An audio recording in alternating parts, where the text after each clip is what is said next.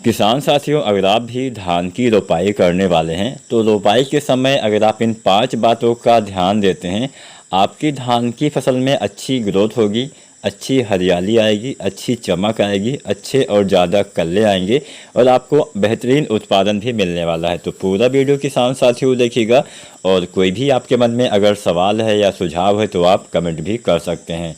चलिए, SRJ farming की एक नई वीडियो में आपका फिर से स्वागत है। वीडियो स्टार्ट करते हैं।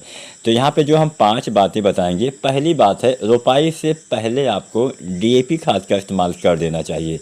अब यहाँ पे हम इन 5 बातों में से कई बार हम गलती करते हैं। पहली गलती यही करते हैं कि डीएपी का इस्तेमाल हम बाद में करते हैं। बाद में डीएपी डालने से डीएपी ऊपरी सतह में ही रह जाती है, मतलब ऊपरी सतह में एकदम ऊपर ही रह जाती है, नीचे जड़ों तक नहीं पहुंच पाती है, जिससे आपके पौधे को ज़्यादा लाभ किसान साथियों नहीं मिल पाता है। तो पौधे को अगर हमें ज़्यादा लाभ भी नहीं मिलेगा, हम खादों का इस्तेमाल भी करेंगे, वैसे भी आजकल खादें काफ़ी महंगी भी आपको मिलती होंगी, तो कम से कम हम उन खादों का इस्तेमाल सही समय पे और अच्छे तरीके से करें तो हमें फ़ायदा मिलेगा। डीएपी या फिर कोई भी ऐसी खाद जिसमें फास्फोरस होता है, आपको आखिरी जुताई के समय यानी रोपाई से पहले ही इसका इस्तेमाल किसान साथियों डीएपी का कर देना चाहिए। मात्रा 30 से 40 किलो पर एकड़ के हिसाब से हाइब्रिड धान की वैरायटियों में इतनी मात्रा आपको डालनी चाहिए।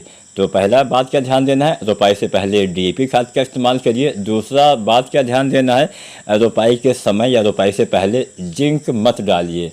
कई बार हम जिंक सल्फेट का इस्तेमाल रोपाई से पहले या रोपाई के समय कर देते हैं, जो बिल्कुल ही गलत होता है। रोपाई के समय या पहले जिंक डालने से आपको फ़ायदे की जगह बहुत भारी नुकसान हो सकता है।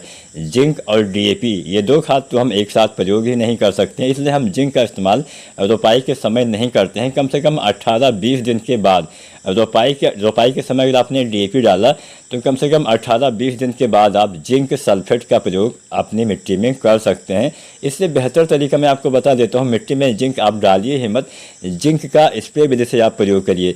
बस स्प्रे विधि में दिक्कत यही आती है कि आपको 2-3 बार डालना पड़ेगा, लेकिन आपको इसका ज़्यादा लाभ मिलेगा। जो हम ज़मीन में जिंक डालते हैं मुश्किल से 2-3% ही लाभ मिल पाता है। अगर हम तुलना करें स्प्रे विधि से तो उसमें काफ़ी ज़्यादा लाभ मिलता है।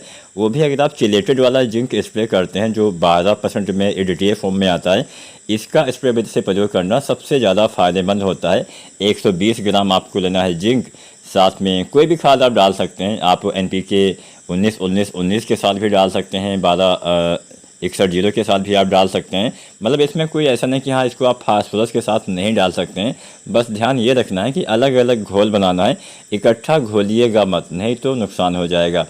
तो यहाँ पे आप जिंक स्प्रे विधि से डालेंगे तो बेहतर रहेगा। 2-3 बार आपको डालना पड़ेगा, तो 15-15 दिन के अंतराल पे आप प्रयोग कर सकते हैं। पहली बार 20-25 दिन पे डाल दिया, दोबारा से फिर आप 35 दिन के आसपास डाल दिया, फिर 40-50, मतलब ऐसे ऐसे 10-15 दिन के अंतराल पे आपको प्रयोग करना चाहिए। 15 दिन कम से कम अंतर दीजिएगा।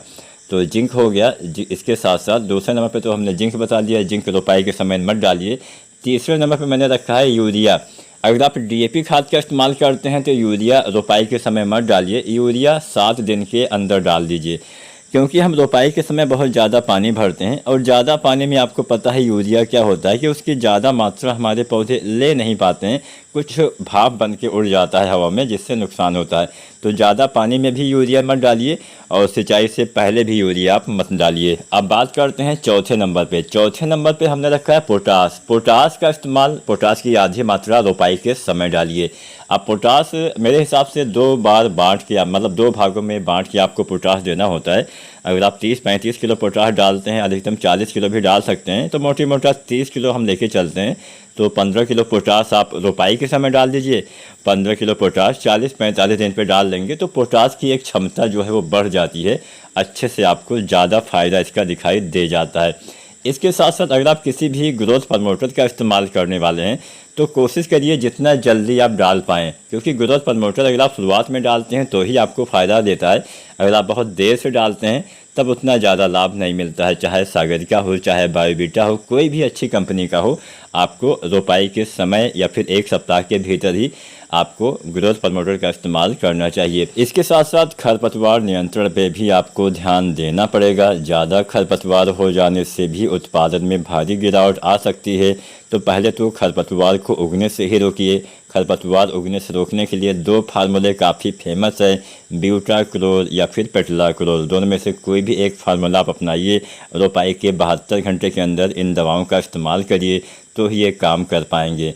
दूसरा तरीका होता है जमने के बाद यानी उगने के बाद उसका नियंत्रण करना, जिसमें हम 20 पायरी बैग सोडियम का इस्तेमाल करते हैं।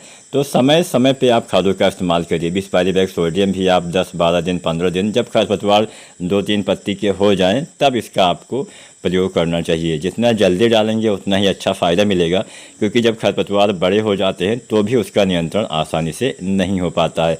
तो उम्मीद है अगर आप इन 5 बातों को ध्यान में रखते हैं तो आप भी धान में अच्छा उत्पादन इस साल अवश्य ले पाएंगे। वीडियो अच्छी लगी होगी तो लाइक शेयर करें, चैनल सब्सक्राइब करें।